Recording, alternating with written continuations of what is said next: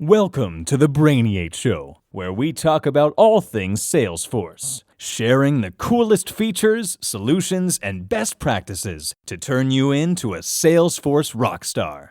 Here's your host, former attorney turned Salesforce consultant, trainer, and MVP, David Giller. Jillian Bruce, welcome to the podcast. How are you today? Thank you. I am so excited to be a guest on your podcast. Thank you for having me. I feel honored to have you here. So I know quite a few people, by the way, have been asking me if I can get you on the podcast. And there's a very short list of people that others within the Salesforce community have said, you have to get this person on the podcast. And you happen to be one of them. So thank you. Well, thank you. You're making me blush, even though you can't see it. So let me ask you, as someone who lives and breathes Salesforce all day, every day, your name is pretty much everywhere. You're showcasing new features and different videos that I see online. You're at events on the big stage. You're on social media. But I think a lot of people don't really understand, what does it mean exactly to be an admin evangelist as your role, your official role at Salesforce? What does that mean? It's a really excellent question that my parents still don't understand the answer to after a year and a half of the role. So, I think one of the things I think is really funny, my dad always gets stuck on the whole evangelist term, right? He's like, oh, that's really weird. That's not usually a good connotation. But I think when you actually think about what an evangelist means, by the book, it's like spreading the word about something amazing. And something amazing in this case is Salesforce, but it's not really just Salesforce, right? It's what you can do with Salesforce. And I think being an admin evangelist is really about showing people who maybe aren't so tech savvy or don't traditionally think of themselves as technology people that you can actually really build really cool apps, and you can do so much for your business and build an entire career on Salesforce without ever having to learn a line of code. And I am so passionate about that because my path to Salesforce was totally untraditional as well. I went to school, studied biotechnology, wanted to be a marine biologist, realized that I couldn't really make a huge living by doing that. Went to DC after college, tried to save the world by campaigning for sustainable biofuels technology and all the things, and realized that it was very hard to survive on a nonprofit salary. So I moved back home to San Francisco and basically had a friend pulled me aside and said, hey, Jill, you need a real job. And I was like, oh, no, I don't want a real job, but I do want to pay rent. So my friend worked at Salesforce at the time, this big, actually was not a big company. It was one of the many technology companies that was growing, and said, hey, I know this isn't really what you're passionate about, but I've got a great female VP who is a really great mentor, and I think this would be a great opportunity for you to get in the company. So I think you should interview for this administrative assistant position. So I got into Salesforce as an admin assistant, and after a year in that role, my amazing VP hooked me up and gave me opportunity to kind of go wherever I wanted in the company. And after a few other roles, communications roles, focusing on Salesforce admins, led me to meet the one and only Sarah Franklin. And Sarah and I created basically a whole program around empowering, enabling, and celebrating the Salesforce admin role the same way that we do for the developer role. And it's been amazing to be able to grow that. It is a total reflection on our community. It was basically our community was doing this. People like you, David, were doing this. Mike Gerholt was doing this, which is why we said, hey, Mike, we like what you're doing. Come do it at Salesforce. And the rest is kind of where we are now. We've got we've got 2 million people in the success community, and just so many amazing people, not even just MVPs, just user group, people who participate in user groups, people who mentor others. There's just such a crazy, amazing community of Salesforce admins out there that, our job is actually pretty easy because we kind of just tap into that energy and that passion and try and help amplify it and bring more people in. Yeah. So that's a really long answer to what is the Salesforce admin evangelist.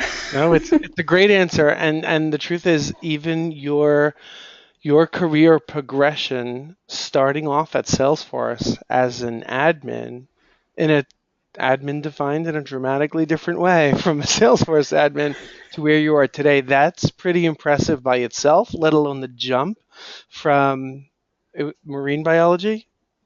Yeah, it was a wannabe marine biologist who ended up just, working on environmental technology policy stuff. Yeah, So. that's a huge transition also. People make fun of me being a philosophy major and having gone to law school. Like, wait, how did you land in this? But I could always say, well, you think I'm weird. Look at Jillian.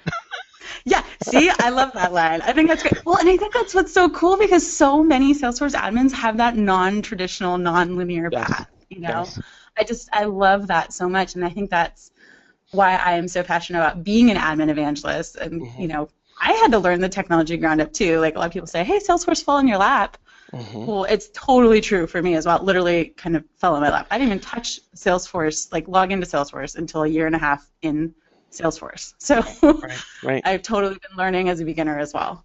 Yeah, and also now that I think of it, the fact that so many people came from dramatically different, whether it's education backgrounds or career backgrounds, industry backgrounds, into this, crossing paths within the Salesforce community, I think contributes tremendously to the synergies, the energy, and the culture within the Salesforce community itself. Because everyone's coming from a totally different place in life, totally different demographic, age, geographic region, background. I think it just adds to the whole paradigm. Yeah, I think that's what makes this community of Salesforce admins or just Salesforce people, period, are pretty amazing because they are so diverse and they have from so many different places, but they have this one thing in common that it's kind of weird to have enterprise software as your thing in common, but it's so much more than that, right? Because you're exposed to all these different people that you probably wouldn't be exposed to in your normal day-to-day job, and you share this thing that is this enabling technology to do so much, and I think that is so special, and it's hard to describe to other people who do community building at other companies because they don't quite get how special our community is, and it's so fun to be a part of it. Yeah, I agree, and every time the folks within the community get together, whether it is at the mega event of Dreamforce or regional events or the small user group meetings, it's always feeling like a family reunion of sorts. Yeah, it really is. At Salesforce, we call it our Ohana. And, that started as an employee-focused thing, but I think Ohana is truly, we are a family, anyone who uses Salesforce, and I think it's a very, very amazing way to connect with others, and it is so special. I am so lucky. I love my job. Good for you. Good for you. So, as one of the many roles that you have as an admin evangelist is being a co-host of the Salesforce Admin Podcast with Mike Gerholt. So, tell us a little bit about that especially for folks who've never heard of the podcast. Well, if you never heard of that podcast, come on. No. What rock have you been living under? So it's been really, really fun. So Salesforce Admins Podcast, we do a new podcast, goes live every Thursday, and it's really about helping Salesforce admins do their jobs better. And it's everything from stories about admins and how they have come to where they are and lessons learned, how they've understood how to use Salesforce, or amazing mentorship stories. We also have our actual technical experts at Salesforce on the podcast often as well. We've got, like the product manager for Einstein or the product manager for Process Builder, and telling us the story of how it was built, as well as like some really cool roadmap stuff and peek into some of the new things that you're going to be able to do. We cover releases. Occasionally we'll get some Salesforce executives on there, which are always entertaining. And we get some really great customer stories as well. Like I think last year, Leanne and I were at CeBIT, which is a huge conference in Germany, and we totally by accident found an amazing customer story about a German admin who was working with a development team in San Diego, and the way that they kind of collaborated to build this app was so awesome and transformative, and he says the secret to it was beer. So it was just really fun. We get to capture those stories and share them, and I think the best part is helping other admins in the community see something or hear something in those podcasts that they identify with, to make them feel more included and maybe make them feel a little less intimidated by some of the stuff, and learn a little something. Really kind of them become part of our Salesforce admin Ohana. That's wonderful. I can tell you that I personally love your podcast myself. I listen to it regularly. I'm always learning something new, even if the topic at hand is something I'm intimately familiar with. There's always something that I'm learning, whether it's a use case or an upcoming feature or a feature that I've just never tapped into. So I'll be the first to say it's great not only for newbies, but folks who are very familiar with the Salesforce platform. Great stuff. Well, thank you for listening. We very much appreciate it. Yep. So tell me, while doing the podcast or through your experience in the podcast and maybe interacting with others within the community after having having listened to particular episodes, have you had any particularly surprising responses? Oh, there has been so many. Get on, I want to hear. So some of my more favorite responses are to like random questions we come up with either in the lightning round or totally as a like sidetrack discussion. I think one of the more recent ones was discovering that Eric Jacobson, who is the product manager for Lightning App Builder, that one of his hobbies is welding and making metal sculptures, which I never in a million years would have guessed, especially like knowing him and looking at him. It was pretty awesome. So we had another great podcast guest, Reba De La Paz was on the podcast not too long ago, and her story just cracked me up. Like, I can't believe how many amazing things that she has done in her career in terms of trying this and trying that and working real hard and being crazy, crazy smart. And her path to Salesforce was just like, I had no idea. I could listen to her story all day. It was very, very cool. And she is hysterically funny. Hysterically funny. I mean, her delivery and it was amazing. God, some other ones. I mean, there's been so many, and it's been one of my favorite things about my job is getting to do that podcast with Mike Gerholt is learning a lot. I remember my first probably 10 podcasts, I was so stone cold and didn't do anything but like read a paper and sound really awkward and make really heavy breathing noises into the mic. So it's been something I've definitely had to hone, but it's so fun. It's so fun because now when I see those people, every single guest we've had on, it's like, hey, big hug, hey, It's really great, and it's very fun too because when we get the best part is when I go to teach a workshop or do something that is not necessarily targeted directly towards our kind of existing Ohana. Like I taught, we have a global lightning tour that's happening. I taught a workshop, one of those workshops, just a couple weeks ago. And in the workshop, 2 different people came up to me and said, hey, so I really like your podcast, and I listened to it, and I remember this story, and I'm like, oh my gosh, this is so cool, because it gives them an excuse to come up and introduce themselves to me, and they might not know anybody else in the Salesforce community, but they feel welcomed by our podcast, which is very, very cool. Yeah, that is absolutely true. And while it definitely is a very good feeling, it also, I sometimes experience this particularly at user group meetings where people will come to a user group meeting. Let's say they'll see a post that I do on Twitter, Facebook, and LinkedIn, and they've never been to a user group meeting before, and they come. And I'm the only person that they know. So I feel grateful that they came because of me. But at the same time, like they don't feel that comfortable interacting with anyone else other than me. So I start doing some introductions to break them into it. I'm like, okay, now you're good on your own.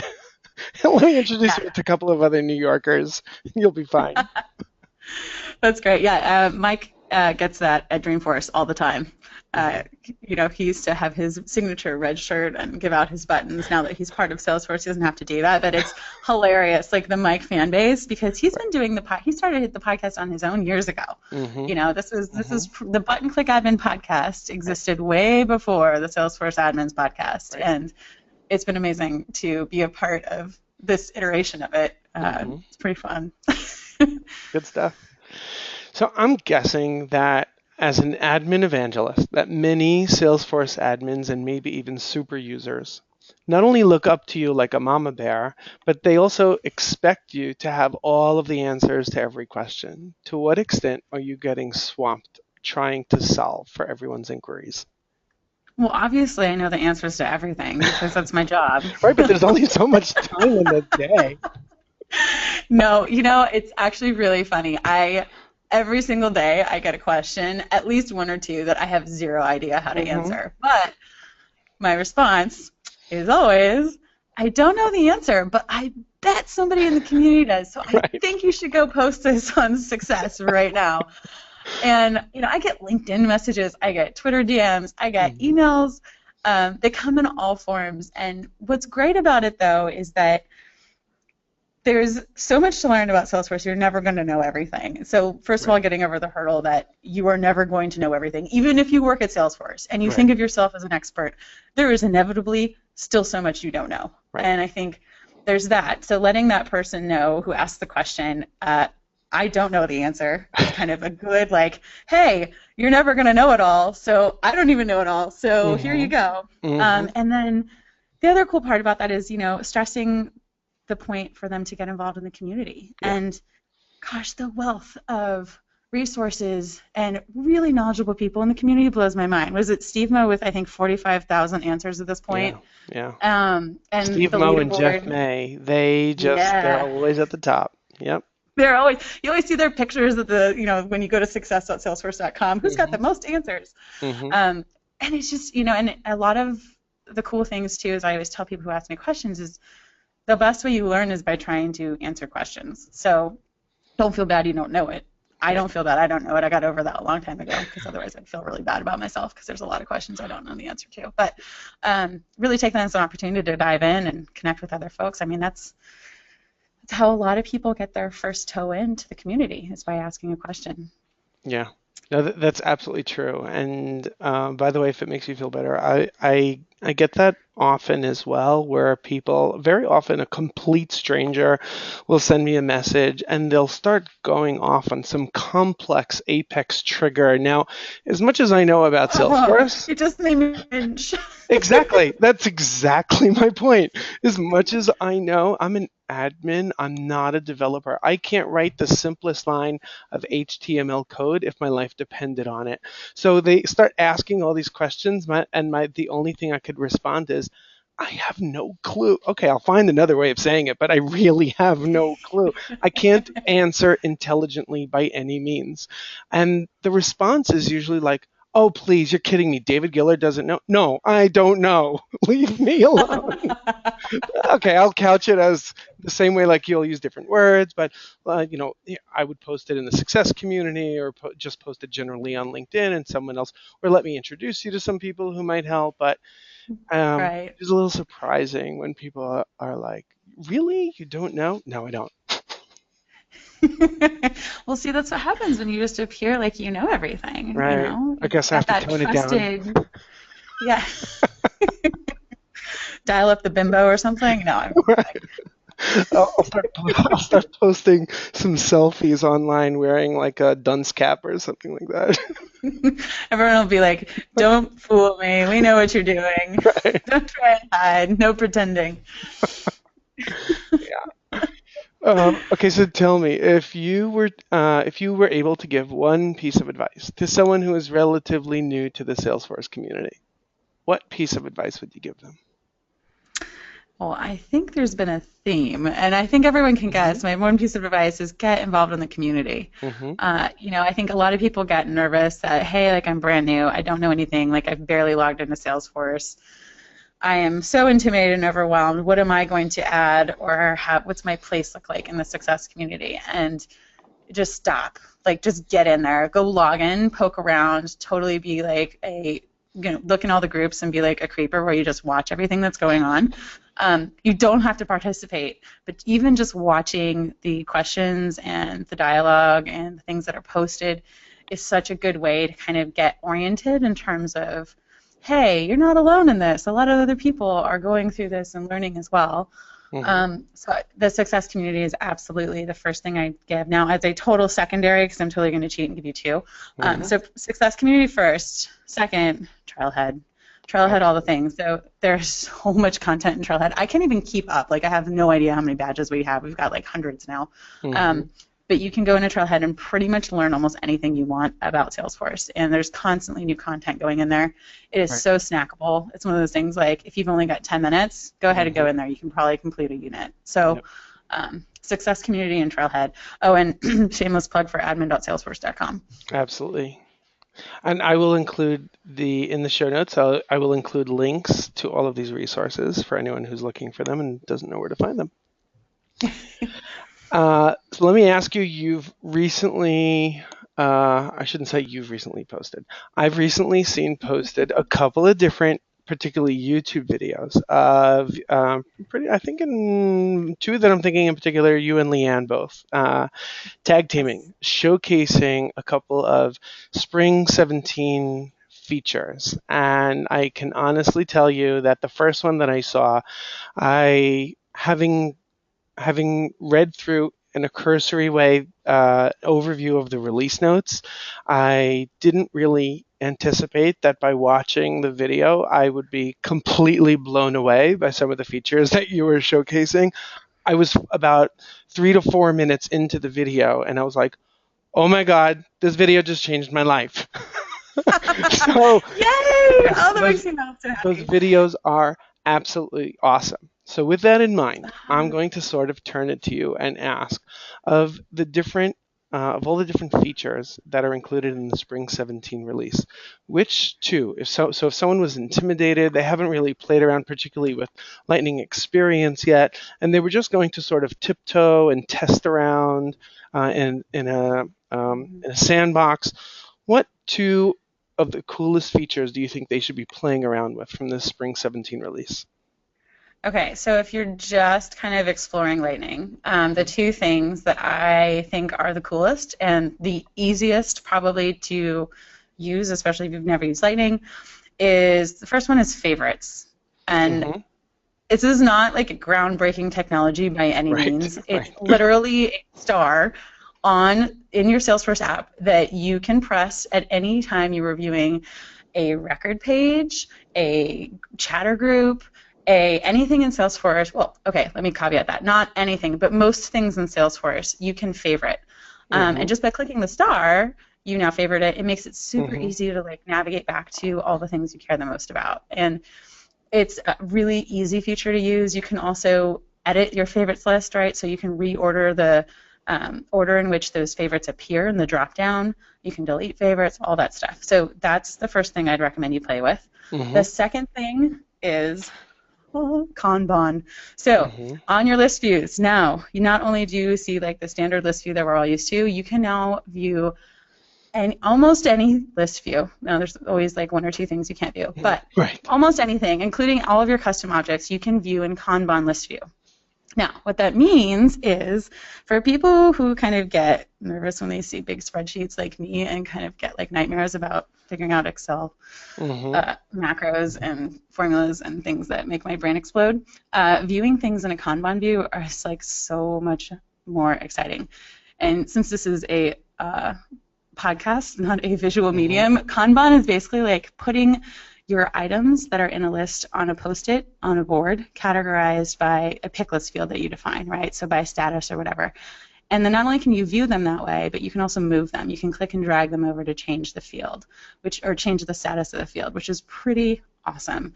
Again, like these are two things that are really easy for you to kind of dip your toe into Lightning and play around with without having to invest too much time in like really understanding what they mean. So. Favorites and Kanban in list view. Very, very cool stuff. So, I'm completely with you. I agree with you 100%. Those are the same two that I would call out. And B, for those who are a little bit lost on even where to learn more about favorites and Kanban, I'm going to include in the show notes the specific links to the release notes showcasing exactly where to find and learn more about these two features. Perfect. Yeah, they're great. They're easy ways to dip in and play with them, explore, have some fun. Share us your GIFs and your screenshots. I always love seeing like, oh, I did this list view in Kanban and this is so cool. Like I love seeing what people come up with. So yeah. So let me ask you, one thing that I see often, especially with those either people or organizations that are deeply embedded in Salesforce in the classic user interface, there's a tremendous amount of fear and hesitation, and some of it is just the change factor. Some of it are other dependencies, the learning curve, etc. What piece of advice would you have for someone who's trying to get over that hurdle of switching over from Classic to Lightning? This is a great question, and honestly, we have been talking all about Lightning for the last year and a half since we launched it. Mm-hmm. We are in a full-out effort this year to really kind of get people on the Lightning train, so to speak. Mm-hmm. And yeah, the reality is that change is hard, like no matter what, right? Even if you're changing, if you move your desk at work, you're probably going to have a hard time remembering, like, oh, that's where my new desk is, and it's a pain to pack up all your stuff and move it to the next desk. Here's the thing. With Lightning, I feel we should all acknowledge that change is hard, but it doesn't have to be as big of a thing as I think we're all kind of making it out to be. Right. So the one thing that I would say with Lightning that is very, very, very key to remember is that you do not have to roll out Lightning for your entire org at the same time, right? You can flip Lightning on as an admin and make it so that you are the only one who views that Lightning experience in your org very easily. You can do that by assigning just by user, by assigning by profile, or even using permission sets, which is my best practice to use for rolling out Lightning. Now, the thing that goes along with that, right, so you can spend time just looking at what your org looks like in Lightning on your own. We also have a bunch of great tools in terms of the Lightning Readiest report. So there's actually a tool that you click the button, it goes through your entire org, and it tells you what things are ready for Lightning, what things are not, and then it actually gives you the option to schedule a free consultation with a Lightning expert here at Salesforce to go over that report in detail and figure out what might need some help, what your strategy moving forward would be. It's a great resource. I feel like not many people realize is there, and it's really valuable. Yep. But just by playing around in Lightning as just the only admin, as the only person who's using it, you will get the chance to play around. You get the chance to play with some customizations that don't affect anybody else in your organization. Then once you're ready, like best practice is, let's add a few more users to that permission set. Maybe add some of your super users who you know are really good about giving you feedback. Then you can see how they are doing with it. Then you can iterate, make more changes, make more customizations, and then eventually roll it out to your whole org. Now, the thing that I think is the most difficult for any Salesforce admin is thinking about this. Change management is not really your job, right? Like, being a Salesforce admin is probably one of your 5 existing jobs.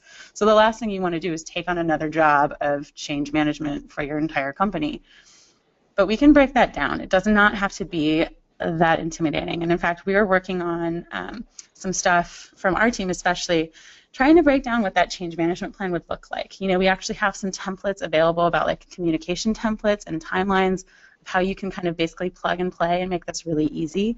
But the reality is we're asking, you know, if you're switching to Lightning, we're asking you to do 2 things, right? Get used to a new interface, a new platform, and execute some change management for your org. So we fully acknowledge that, and we are here to help, and that's what we're really focused on, trying to develop some more helpful tools and materials to help you along the way this year. Yep. Those are some great resources and great advice. I not only do I agree with you, I often look at it as, I look at this challenge from 2 different perspectives. One is just to boil it down in simplicity, it's the carrot and stick. The carrot of there are so many cool features, and eventually it's going to come where your organization will either want to or for various reasons have to switch over into Lightning. And it might even be a small portion of the user base within the organization. So why not start learning, getting yourself comfortable with it? That's the carrot part. The stick is for the individual, the Salesforce admin who says, nope, I'm just going to bury my feet in this thing called Classic that I love and I know so well. Well, if you continue to do that, when that moment comes and the organization says, that's it, we're moving over to Lightning, you're going to have the deer in the headlights look. You're going to be petrified. You will be lost. Yeah, I think one of the things that I think is exciting, and I have had a few people in the community come up and actually talk to me about this, is Mm-hmm. mastering Lightning or learning about Lightning as an admin opens up huge career opportunities for you. In fact, I talked to somebody a few months ago who was looking for a job change, had been a Salesforce admin, and had an opportunity to maybe look at the consulting route to really kind of amp up her career and do something different. She got offered 2 different consulting jobs purely because her demo project that she did was all in Lightning, and none of the other candidates did it. So there is a huge opportunity if you can know Lightning and aren't scared to kind of dip your toe in and start experimenting. Trust me, there is so much more customization and power you have as a Lightning admin than you do in Classic in terms of using components and using the app builder. I mean, you can develop beautiful, beautiful things that are really customized that people will look at and totally assume that you're like a developer badass. Right. And you're not. You're an Right. admin, and you don't have to be a developer in order to do that. So Lightning opens up huge opportunities for you career-wise, and I mean, if I was in that space, honestly, I only became a certified Salesforce admin last summer, and I have been doing everything in Lightning. Mm-hmm. So there's times now where I will see someone in a meeting and they'll be in Classic, and I'll be like, I don't even know how to navigate through that. And that's kind of the point I think we're going to get to. And Right. to be totally honest, from Salesforce, I mean, all of our innovation, all of our really fun stuff that we're doing to empower our users and our admins and all of our customers is going to be Lightning first. So, there's 0 plans. I want to repeat this. There's 0 plans to ever not support Core, Right. not support Classic. Right. That was a very bad slip there. Classic will never be desupported as far as I know. But if you want to harness the power of the cool new stuff, get on board with Lightning. Right. Yep. I often tell people that you have to start looking at Classic like the old rotary phones. They won't necessarily stop working, but eventually you're going to realize that those people walking around with iPhones, there might be something to it. Or like when you call into, I don't even hear it anymore, but I remember when you would call into like a 800 number or something, and they would say, oh, press 1 for this, press 2 for this. If you have a rotary phone, like stay on the line, right? Like, because the technology couldn't even match, Right. couldn't understand it. Yeah, very true. No, that's great advice for people who are sort of trying to figure out where they should go and whether or not how much time to invest in learning Lightning and trying to tackle the fear factor, because it's real. Yeah. It is real. Totally. And I think, well, and one of the things too, and I think we talk about this internally a little bit, and one of the unique things about Salesforce is that our 3 releases a year, for the most part, are pretty seamless. For a software upgrade, for most other systems, requires a lot of preparation, a lot of change management, right? That's why you have kind of a lot of systems in place to manage that and people who specialize and make entire careers out of that. At Salesforce, that's not our model. So this is the first time that we're really asking, actually it's not the first time, but the last time was a long time ago. This is the first time in a very long time that we're saying, hey, we're actually making a bigger change that might require a little bit more work than maybe reviewing the release notes for a day.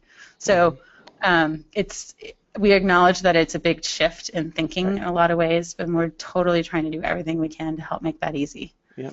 And at the same time, to the point that you made earlier, as an admin in Classic, when you're looking to customize, let's just take the concept of customizing a page layout. So you touched on this earlier, so just to expand on it for a moment. Just taking the concept of customizing a page layout. In Salesforce Classic, your options are very limited. Yes, you can take certain fields and put them in different places on the screen. You can remove them. You can add different sections. You can give them specific names. You can move around or hide the related lists. In Lightning, it's a whole different ballgame. Blank canvas. It's amazing. And there's like 20-something standard components that you can do all the things. I mean, you can display a visual workflow on a page in Lightning without having to do any weird like Visualforce or workarounds. Like if Yeah. there's a component, you drag it on your page and boom, like your visual workflow displays on the page. That blew my mind when I like, saw that. Yeah.